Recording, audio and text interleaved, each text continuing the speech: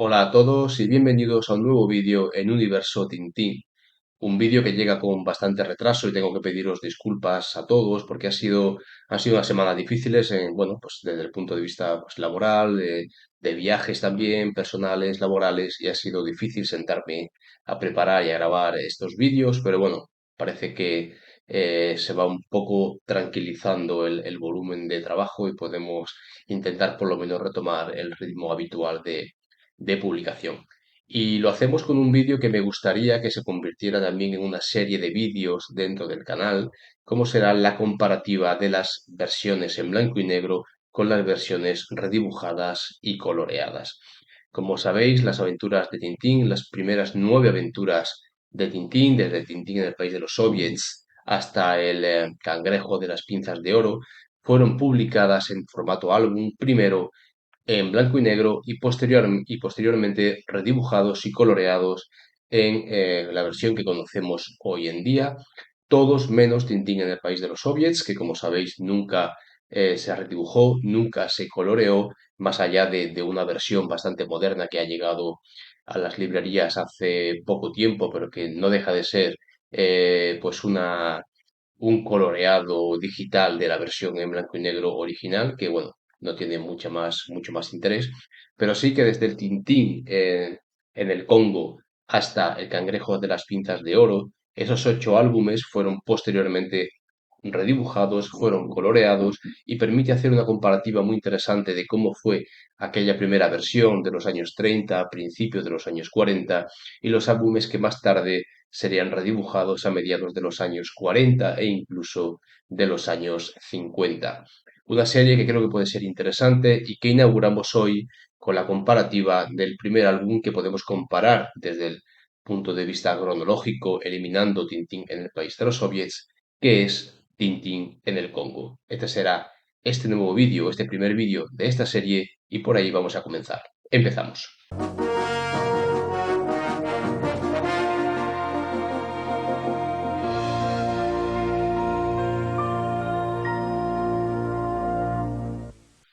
Como decía, en este primer vídeo de la serie vamos a comparar la versión original de Tintín en el Congo de principios de los años 30 en blanco y negro con la versión redibujada y coloreada que podemos encontrar hoy en día en las librerías.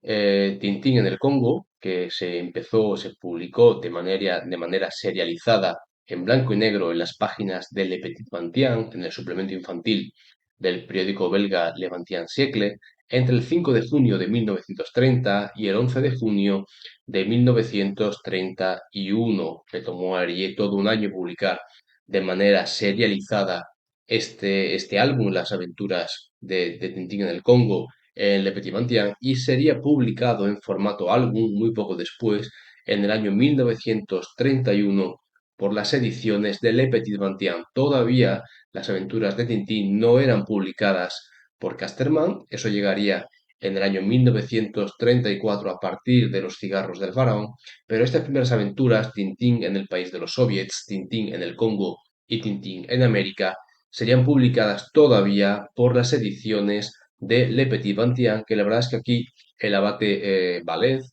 sí que fue un poco también visionario, ¿no? Y no se conformó con publicar estas primeras aventuras de manera serializada en el periódico, sino que vio que aquí había un negocio más allá.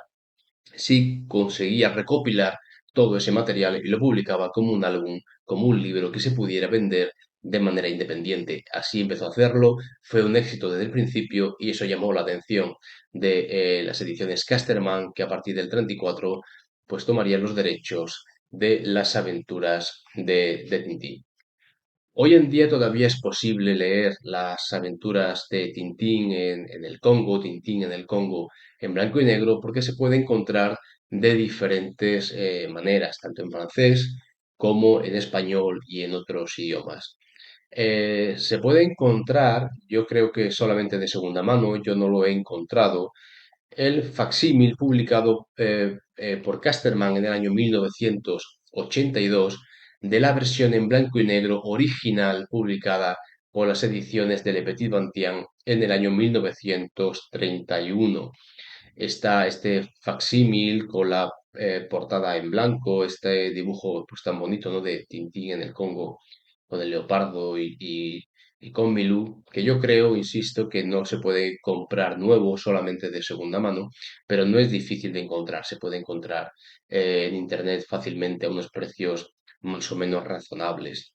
Lo que sí se puede comprar hoy en día es el facsímil de la edición original publicada por Casterman Yassi en el año 1937, que es esta versión, pues bueno, que se parece bastante ya a la versión definitiva, sobre todo si vemos la imagen del coche, este Ford T de color negro que vemos aquí en pantalla, que la verdad es que este dibujo que realizó Hergé para esta primera edición por Casterman en el año 1937 ya utiliza este elemento que se repite en la aventura que podemos ver aquí ya hoy en día en el álbum actual en color. Esa portada es bastante parecida utilizando este mismo forte, incluso pues con la jirafa de fondo, con la misma matrícula bueno, pues quizá cambia un poco la mirada de Tintín, que en esa versión moderna está mirando al frente con una cara bastante más amable. En la versión del 37 es una imagen donde Tintín mira directamente al espectador con una mirada un poco más agresiva, pero quizá es el único cambio realmente importante de este dibujo que aprovechará Tintín 9 años más tarde, en el año 46, cuando redibujé esta aventura. Pero Tintín en el Congo también se puede leer en español, en blanco y negro. Se puede hacer aquí, en este libro, en el tomo 1 de los archivos Hergé, de los 4 tomos de Archives Hergé que se publicaron en francés. El editorial Juventud publicó en español este primer tomo, ahí se quedó, no publicaron más, pero en este primer tomo se puede encontrar las aventuras de Tintín en el Congo, tal y como aparecieron por primera vez en las páginas de Le Petit Pantian en su versión original en blanco y negro. Aquí vemos cómo empieza Tintín en el Congo y aquí podemos ver el comienzo de la aventura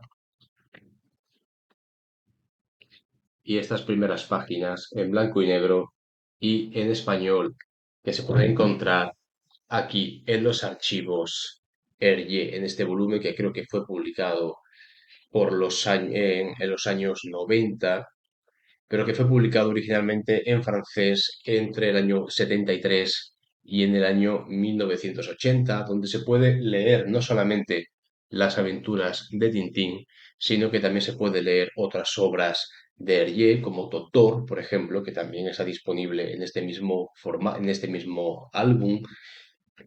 Aquí os lo puedo enseñar, que se puede ver también estas aventuras de Totor, que se puede leer en español en este volumen, y también otras aventuras como por ejemplo Kiki Fluky, que también tiene un volumen específico dentro de esta serie, aunque eso sí en francés, porque en español, como digo, solo se tradujo este primer volumen donde sí podemos leer Tintín en el Congo. También se puede leer Tintín en el Congo en español en este otro formato, este facsímil publicado por Casterman directamente en España, que esto generaría un conflicto con la editorial Juventud, pero Casterman publicó en el año 2003 estos facsímiles en formato reducido, en tamaño 22 por 17, en un cofre recopilatorio donde, además de las aventuras normales, coloreadas y redibujadas, se pueden encontrar estos facsímiles que no son fáciles de encontrar y tampoco son baratos de conseguir, pero en este facsímil, en pequeño formato de Casterman, también es posible leer Tintín en el Congo en español. Creo que son las dos únicas maneras de conseguir este libro. Este, como digo, es un poco más difícil. Bueno, pues con estos elementos vamos a comparar también este, estas versiones con la versión actual del año 1946. Un año Importante, hay que recordar todo lo que Hergé sufre desde el fin de la Segunda Guerra Mundial por su colaboración en el diario Le Soir y cómo entre el fin, o mejor dicho, la liberación de Bélgica hasta el año 1946 que lanza la revista Tintín de Journal du Tintin, esos años en los que Hergé no puede publicar en prensa se va a limitar o va a aprovechar para redibujar y colorear algunos de estos álbumes en blanco y negro y pasarlos al color. Es un año, es una época donde ya tiene un estilo muy definido. Año 1943, 44, 45, 46. Recordemos que ya Hergé ha publicado obras como Cangrejo de las Pinzas de Oro, La Estrella Misteriosa, el, eh, El Secreto del Unicornio, El Tesoro del Dragón el Rojo. Es un estilo que ya está muy definido y estos lectores que veían estas primeras aventuras de Tintín en blanco y negro, el dibujo era muy diferente, por lo tanto era un buen momento para aprovechar y redibujar todas estas aventuras. Y además también lo haría en una época de mediados de los años 40 donde él ya había conocido a uno de sus colaboradores más importantes en este momento, como fue Edgar Pierre Jacobs. Edgar Pierre Jacobs, que más adelante también publicaría en la revista Tintín, y ahí nacería una de sus grandes obras, como sería Blake y Mortimer. En esta época de mediados de los años 40, ayudaría a Hergé a redibujar algunos de estos álbumes, y no solo a redibujar, sino también a concebir desde el principio algunas obras muy importantes de esta época, como serían Las Siete Bolas de Cristal, por ejemplo, donde se ve esa impronta de Edgar Pierre Jacobs, sobre todo en el gusto por el detalle, por los fondos, por la ambientación, por la generación de atmósferas y una serie de elementos que antes en Tintín, como vamos a ver ahora, era mucho más superficial. A partir de esta época gana en riqueza gráfica, estilística, atmosférica, etcétera, gracias sobre todo a la colaboración de Edgar Pierre Jacobs. Tenemos que empezar a notar desde el principio la diferencia estilística. Vamos a encontrar un Tintín que nada tiene que ver con estas primeras aventuras, es decir, vamos a ver ya un estilo mucho más definido, mucho más pulido, mucho más cercano a lo que conocemos hoy en día, pero aún así todavía vemos un Tintín muy infantil. Si comparamos el dibujo que Hergé emplea para redibujar a Tintín en estos álbumes, la verdad es que se ve un Tintín mucho más niño, mucho más joven que el que podemos ver, por ejemplo, en El secreto del unicornio, que lo ha dibujado muy poco antes. Aquí, por ejemplo, en estas imágenes podemos ver a la izquierda Tintín en el Congo, como lo redibuja Hergé en el año 46. Sin embargo, El secreto del unicornio, que lo dibuja unos años antes, vemos a un Tintín pues más cercano a la veintena, mientras que en este Tintín en el Congo vemos a pues prácticamente un niño de 12, 13, 14 años, no mucho más. ¿Por qué Hergé hace este redibujo y no lo hace al estilo, digamos, más cercano que tenemos de las siete bolas de cristal, del tesoro del Raca del Rojo, sino que utiliza un estilo más infantil?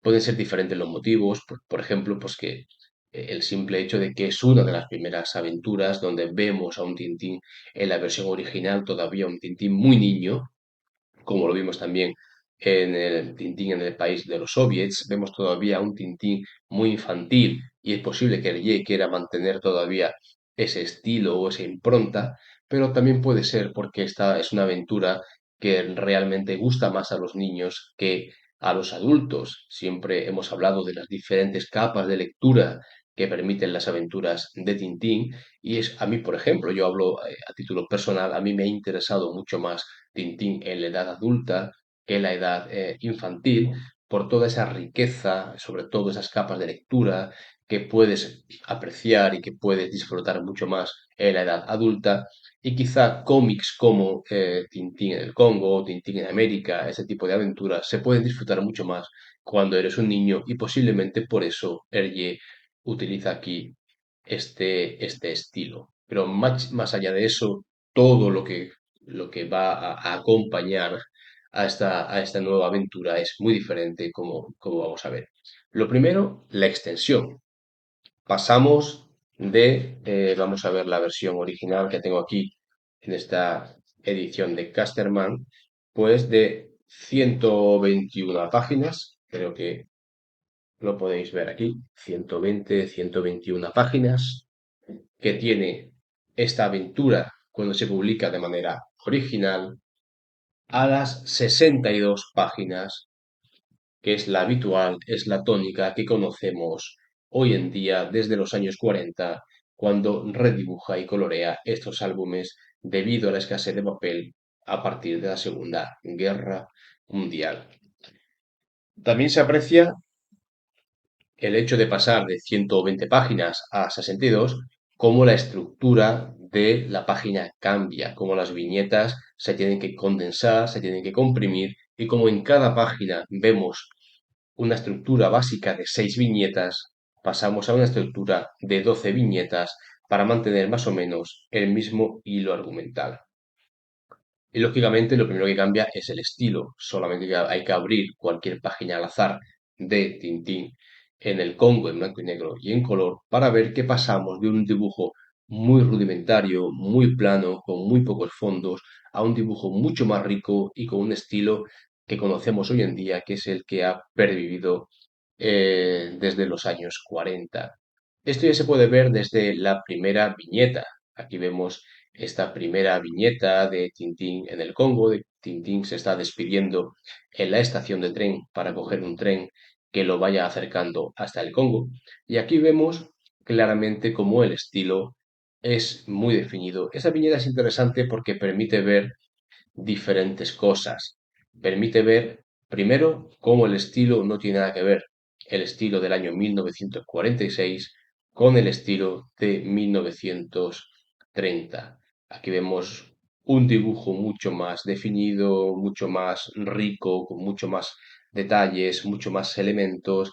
La imagen de Tintín no tiene nada que ver con esta imagen de Tintín del año 1930. Incluso si vemos las caras de los personajes, hay algunas caras que a mí me recuerdan mucho a estas obras de, por ejemplo, de McManus, esas narices muy típicas de McManus, por ejemplo, que aquí se ven claramente en la edición de 1930, y que todo eso está muy pulido y muy mejorado en la edición de 1946.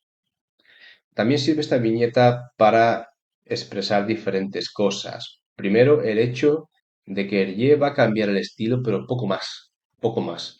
Va a utilizar prácticamente, va a replicar viñeta por viñeta la edición en blanco y negro y la va a redibujar y a colorear con el estilo nuevo, pero manteniendo prácticamente la misma estructura. Aquí lo vemos claramente. La viñeta gana en riqueza gráfica, se moderniza, gana en color, pero la estructura de la viñeta es muy similar. No se plantea, digamos, introducir muchos cambios. Aquí todavía es pues un teatro. Aquí podemos ver estas dos viñetas que son como un escenario donde los personajes están apoyados en la línea base y eso lo va a plantear igual en la versión en blanco y negro y en la versión en color.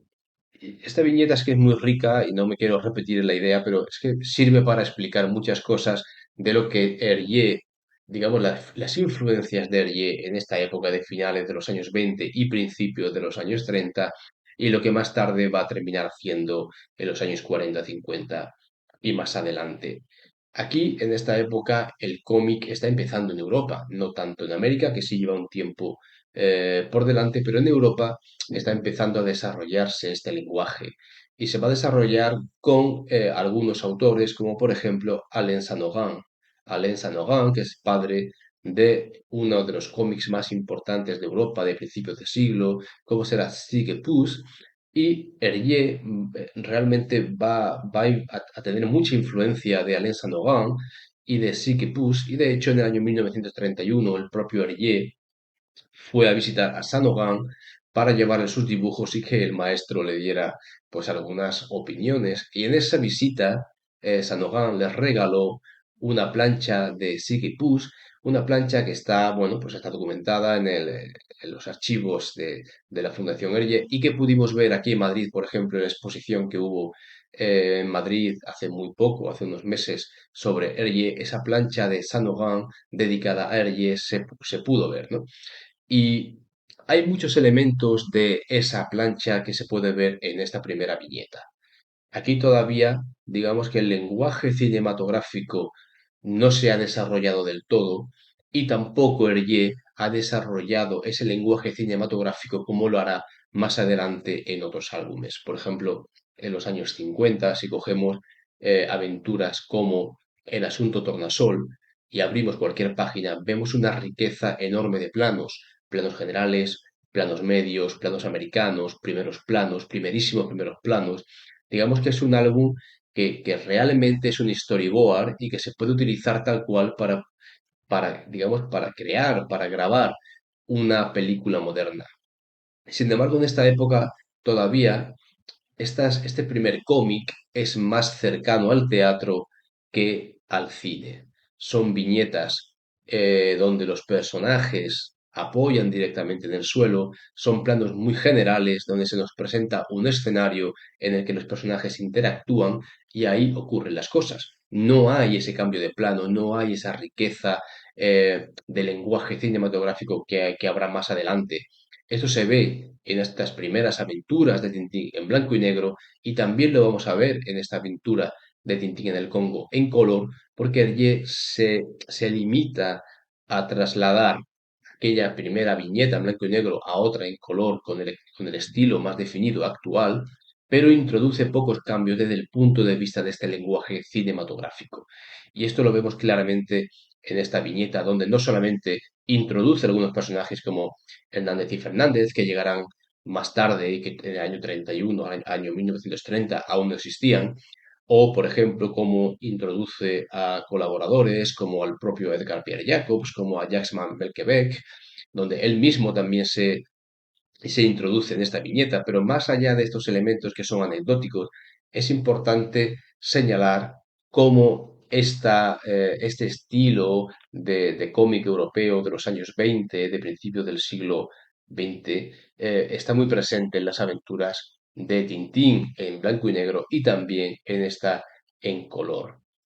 Em, la riqueza gráfica se va a ver desde el principio en cualquier página que abras al azar. Tenemos una aventura en blanco y negro muy, muy rudimentaria, muy básica, con fondos blancos, fondos muy planos. Y aquí, por ejemplo, en este pequeño ejemplo, vemos una imagen donde vemos en la versión original a Milú con un sombrero, una pared en blanco y poco más. No hay más elementos. Sin embargo, la versión redibujada, también por esa influencia, como decíamos, de Edgar Pierre Jacobs, vemos como el escenario es mucho más rico. Vemos a Milú, pero vemos también una caja abierta, vemos munición en el suelo, vemos unas botas, una escopeta, vemos una pared mucho más rica, vemos una maleta. Digamos que hay una mayor riqueza gráfica y eso es evidente en cualquiera de las viñetas. Podemos utilizar este otro ejemplo también de Milú, donde en la versión original vemos a un Milú que simplemente pues, se le cae encima un salvavidas, no hay mucho más elementos, una pared blanca, un suelo blanco y una puerta, no hay nada más.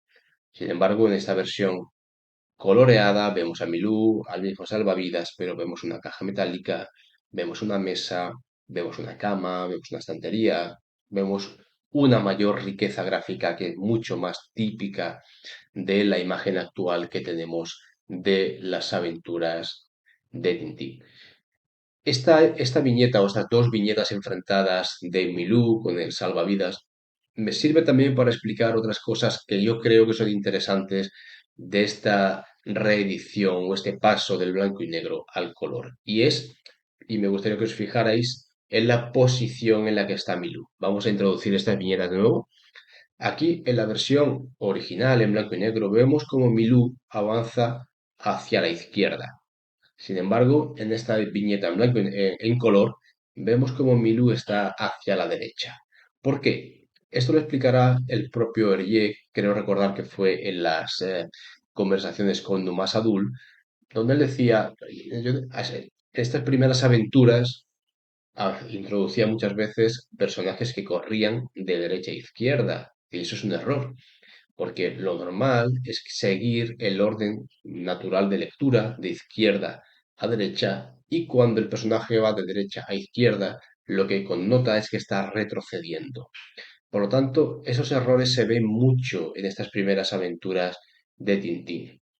Por ejemplo, aquí en esta blanco y negro, como decimos, Milú está yendo hacia la izquierda, lo que da la sensación de que Milú está retrocediendo. Esto lo cambia aquí Hergé y pone a Milú en sentido contrario. Y esto lo va a hacer en un montón de viñetas. Por ejemplo, esta imagen del tren, si vemos la versión en blanco y negro, Tintín está de espaldas saludando con la mano derecha, por lo que necesariamente el tren está yendo de derecha a izquierda. Esto implica que el tren está retrocediendo, no que está avanzando. En la versión en blanco, en color, esto lo cambia y vemos como el tren está yendo de izquierda hacia derecha. Tintín y Milú están mirando a las personas que se están alejando, que quedan a la izquierda fuera de la viñeta, y está, por lo tanto, saludando con su mano izquierda. Hay infinidad de ejemplos. Aquí tenemos otro, por ejemplo, cuando los congoleños llevan a Tintín, lo llevan en hombros. Esta imagen está avanzando hacia la izquierda. Tintín y los congoleños están yendo de derecha a izquierda, por lo tanto, da la sensación de que están retrocediendo. Esto que hace Hergé cambiarlo, lo cambia para que los personajes vayan de izquierda a derecha y dé la sensación de que están avanzando y no de que están retrocediendo. Hay infinidad de ejemplos, tanto en Tintín en el Congo como Tintín en América, en la que se puede ilustrar esto que estamos hablando. No es necesario poner todos los ejemplos, pero sí que con lo que hemos visto nos sirve para darnos cuenta de cómo Hergé no solo se limita a cambiar el estilo de las viñetas y a redibujarlas y a colorearlas según el estilo de esa época, sino que además aprovecha para corregir algunos de estos errores. Errores o no errores, como lo que vamos a ver ahora, es un ejemplo que también se ve con bastante frecuencia en estas primeras aventuras, y es esto que vamos a introducir, que son estas líneas de visión o estas rayitas de visión en la que vemos aquí a Milú, en la versión en blanco y negro, cómo está mirando una araña, y Hergé introduce unas rayitas desde el ojo de Milú hasta la araña para explicarnos que Milú está mirando la araña. Esto es interesante teniendo en cuenta la época en la que se dibuja este álbum. Recordemos que el lenguaje del cómic en Europa se está creando en este momento. Si, de hecho, si cogemos aquí las aventuras de Totor, que os decía antes, estas aventuras de Totor, lo que vemos no son bocadillos, sino que son dibujos con textos al pie, lo que se llaman las aleluyas, textos al pie que explica lo que está pasando. La gente en Europa está acostumbrada a que estas aventuras gráficas se presenten de esta manera, un dibujo y un pie que explica lo que está ocurriendo en la viñeta. De repente eso desaparece y directamente la propia viñeta se explica a sí mismo y los bocadillos simplemente introducen diálogos. Pero todavía a Hergé le genera dudas de decir, si la gente ve esta viñeta, ¿realmente entiende que Milú está mirando a la araña? Lo que yo quiero transmitir es esta idea de que Milú está haciendo esta acción.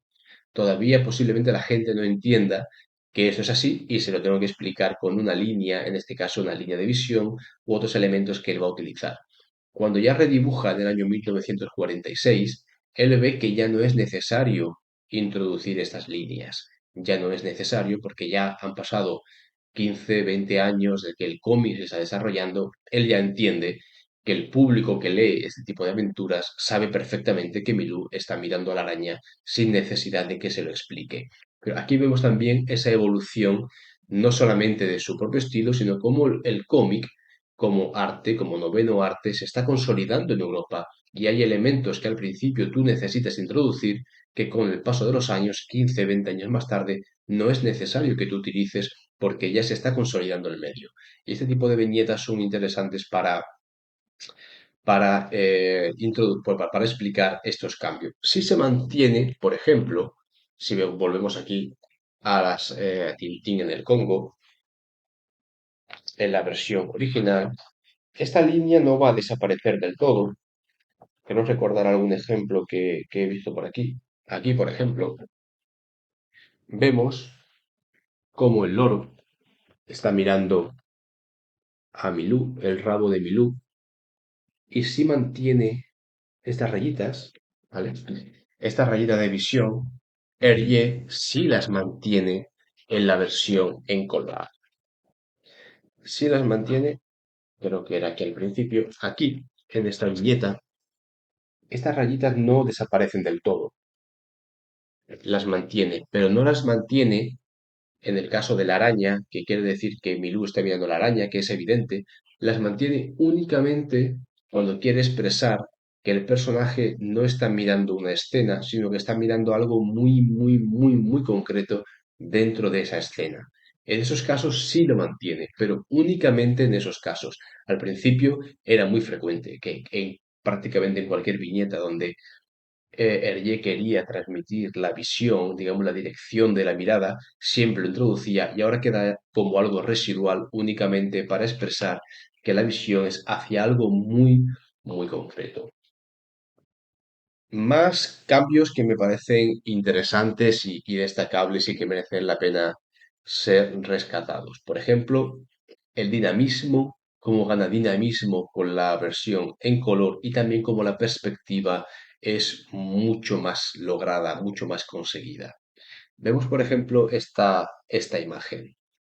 Esta imagen, por ejemplo, vemos en la versión en blanco y negro, que es una imagen muy estática, donde el congoleño le está hablando, Tintín está parado, lo está escuchando, mientras que en la versión en color, el congoleño igualmente le está hablando, pero Tintín está andando, Milú está andando, la escena es mucho más dinámica. No solo eso, también quiero que os fijéis en en la perspectiva. En la versión en blanco y negro es una imagen mucho más frontal. La escalera que está en el fondo es una escalera que prácticamente está frontal al espectador. Incluso si vemos la perspectiva que lleva la línea de la puerta y la perspectiva de la línea de la escalera, la verdad es que no casa muy bien. No está muy conseguida esa profundidad en esta viñeta del año 31.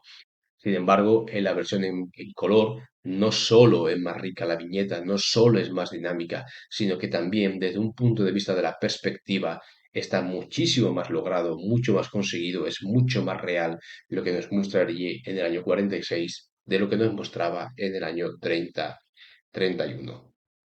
Otro ejemplo de ese dinamismo lo vemos en estas viñetas. En esta primera versión, Tintín simplemente está parado, abre la puerta y se va. Milú, mientras él está completamente estático. Sin embargo, en esta versión en color, introduce otros personajes, genera diálogo, Tintín está andando mientras mira a su interlocutor, Milú lo sigue a Tintín, digamos que es una viñeta que la composición es infinitamente más rica. Vemos en la versión en blanco y negro donde hay dos personajes que prácticamente confluyen en el centro de la imagen.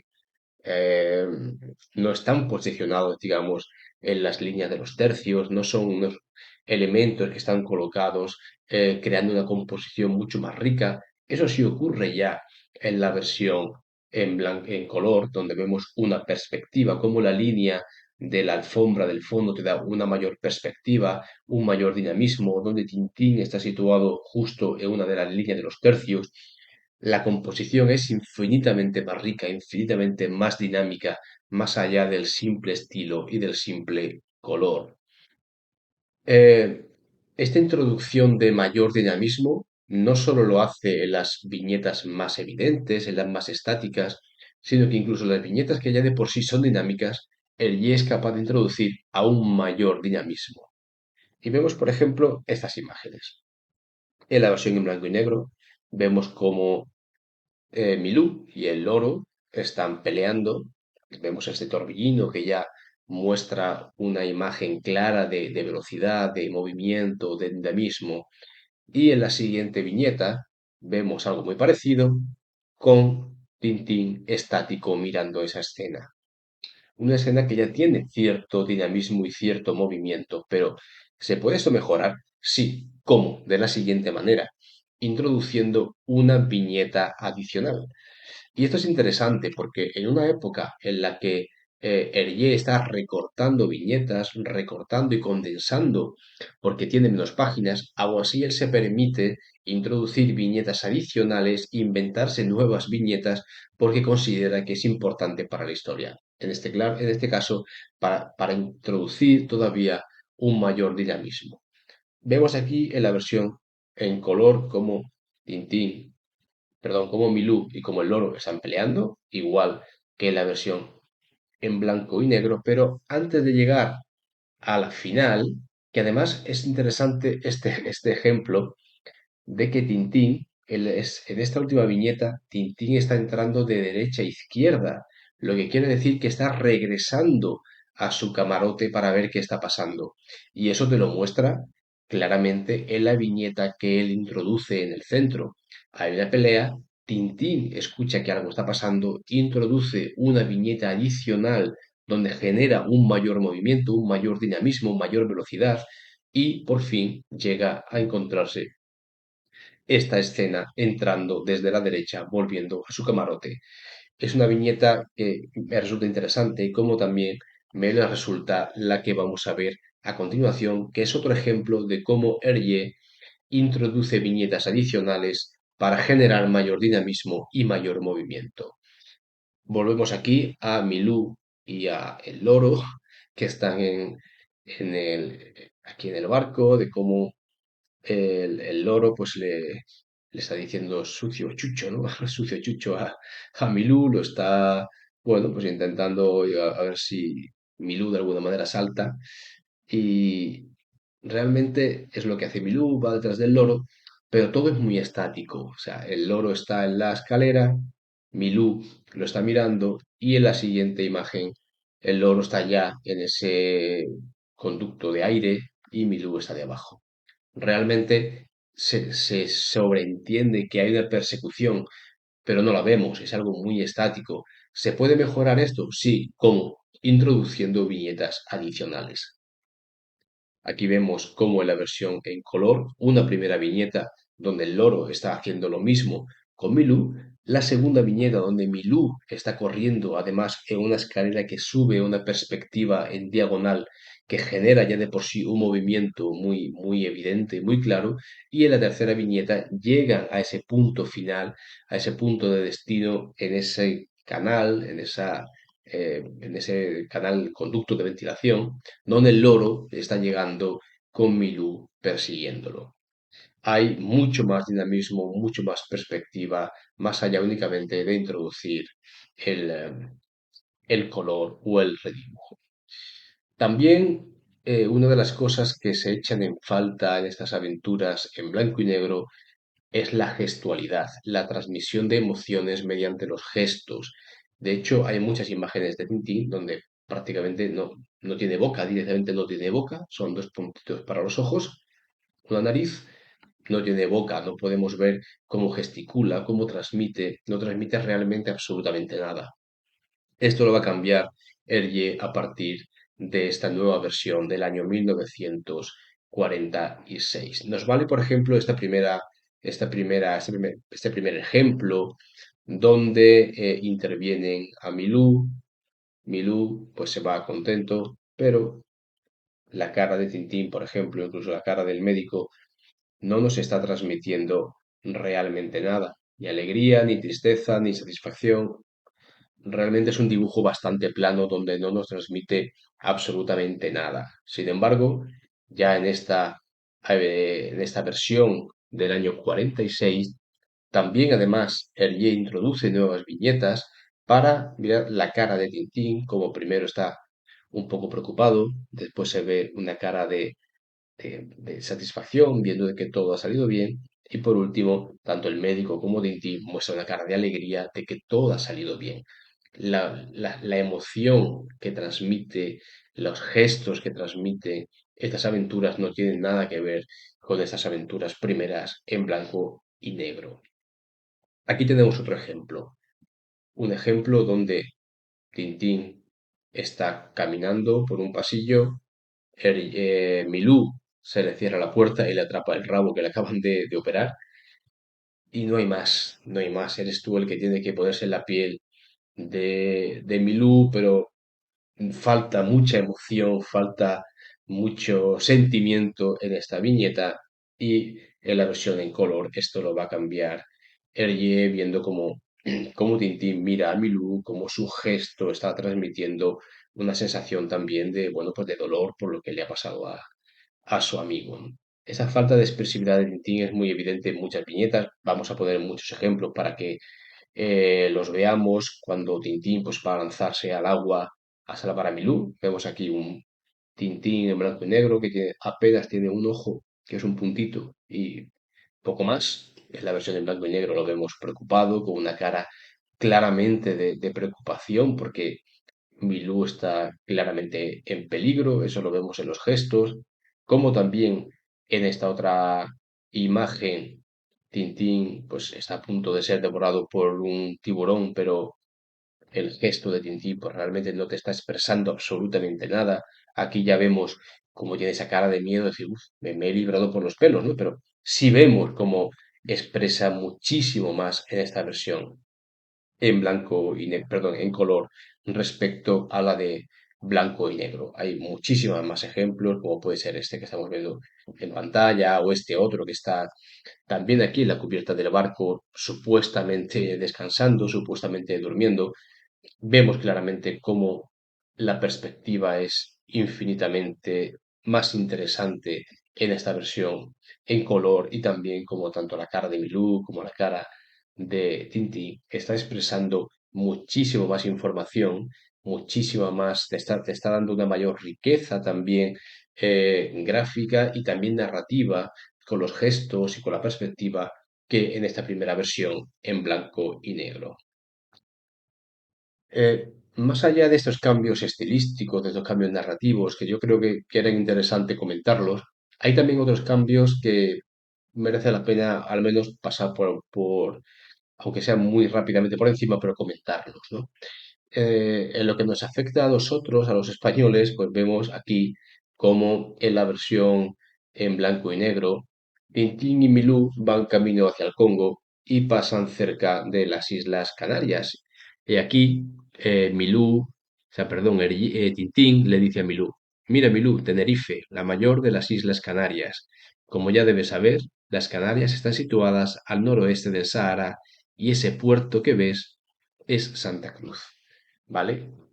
Tintín nunca estará en España, pero aquí en esta aventura sí que pasa muy, muy cerca y dice claramente esto es Tenerife y este es el puerto de Santa Cruz. Sin embargo, en la versión coloreada, esa referencia desaparece y simplemente vemos a Tintín y a Milú mirando desde el barco diciendo, eso es África, valiente Milú. Pues las Islas Canarias se convierten simplemente en África.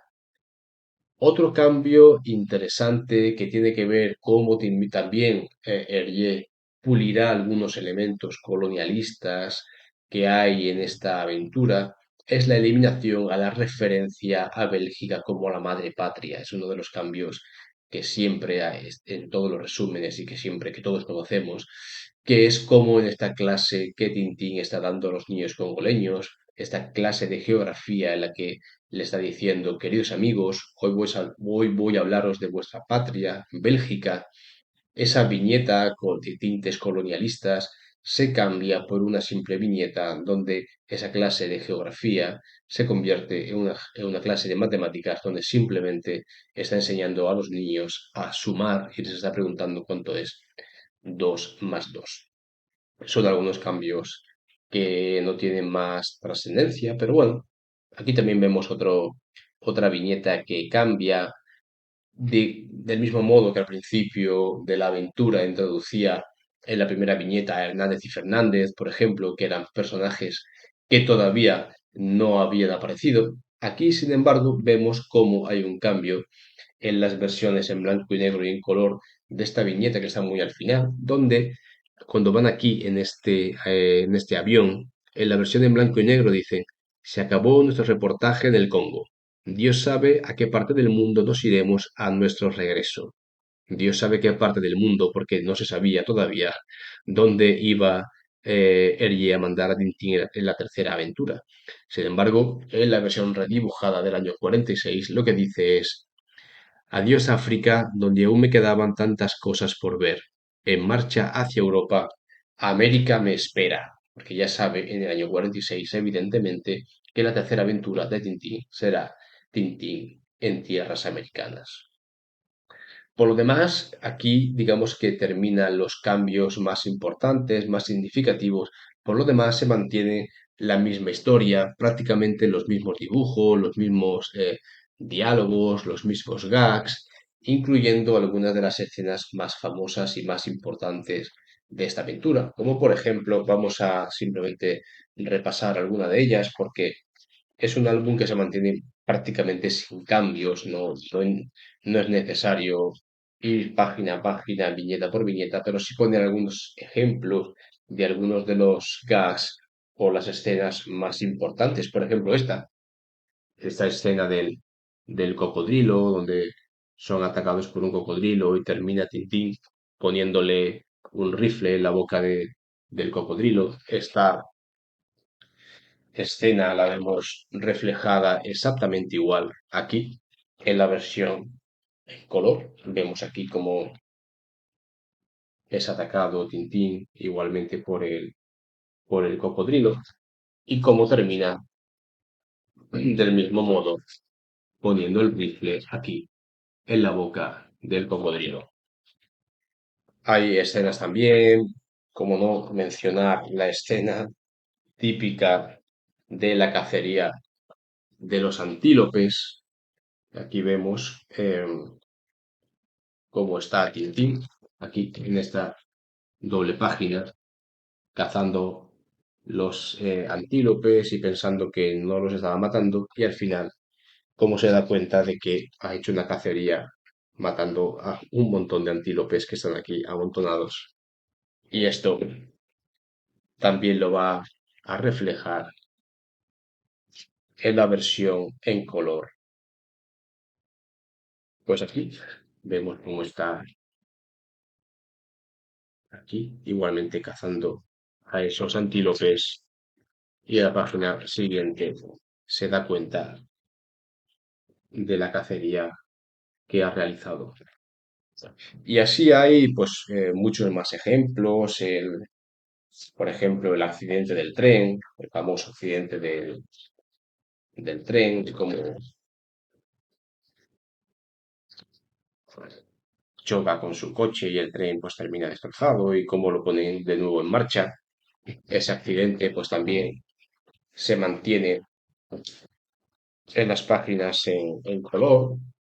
Aquí vemos ese mismo incidente entre el Ford y el coche. Bueno, hay un montón, realmente no merece la pena ir ejemplo a ejemplo, caso a caso, porque prácticamente tanto la versión en blanco y negro como la versión en color son prácticamente la misma, redibujada, cambiando muchos elementos, como hemos visto, mejorando la perspectiva, mejorando la dinámica, mejorando una gran cantidad de elementos, como hemos visto, pero lo que es la historia en sí cambia realmente poco.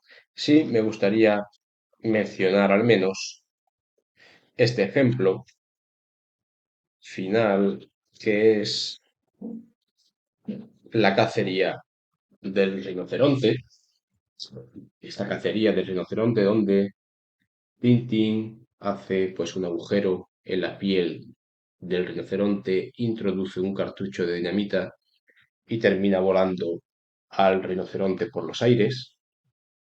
Pero aquí es una imagen pues un poco, quizá un poco dura para un niño, ¿no? Pero eso lo termina reproduciendo tal cual en la versión en color, no cambia absolutamente nada. Es en la misma imagen y cómo el rinoceronte termina, no sé si lo veis bien, termina volando por los aires. Pues esta versión en color que no, no terminó gustando mucho a los editores escandinavos de Tintín, que pidieron a Hergé que redibujaran otra vez esta escena para que fuera un poco menos agresiva. Y bueno, aquí podemos ver las dos versiones de cómo para la versión escandinava Hergé hace una página donde simplemente el rinoceronte se engancha con el rifle se dispara, el rinoceronte se asusta y se va.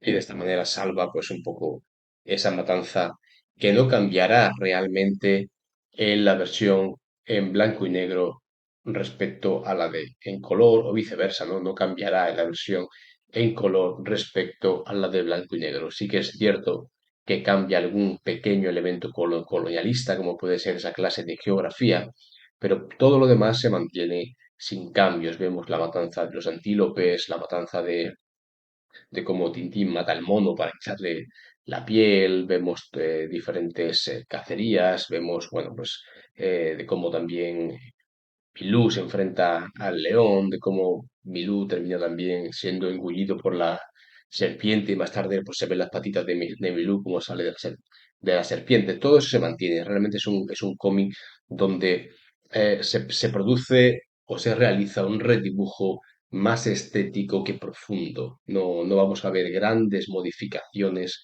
ni en la trama, ni en la estructura, ni siquiera en la configuración de las viñetas, como ya hemos dicho, que es una lectura mucho más teatral que cinematográfica, y eso sí que lo vamos a ver más adelante y en otras versiones, como si hay un cambio mucho más profundo. Y hasta aquí esta comparación de estas dos versiones de Tintín en el Congo, en blanco y negro, Tintín en el Congo en color, quería que fuera un vídeo corto, bueno, al final quizá me he extendido más de lo que pensaba, pero creo que hay elementos que eran interesantes presentarlos, conocerlos y creo que puede ser un buen punto de partida para las nuevas relecturas que vamos a hacer y las nuevas comparativas de los otros 7 álbumes que nos quedan por comparar en blanco y negro y en color aquí en Universo Tintín. Espero que os haya gustado el vídeo. Si es así, por favor, dadle a un like, suscribiros al canal porque eso me ayuda a que este contenido llegue a más gente y, por supuesto, estaré encantado de leer vuestros comentarios, vuestras críticas constructivas o destructivas, no importa, estamos abiertos a todo. Y gracias por llegar hasta aquí y seguimos viéndonos y seguimos hablando sobre esto que tanto nos gusta y nos apasiona, como son las aventuras de Tintín.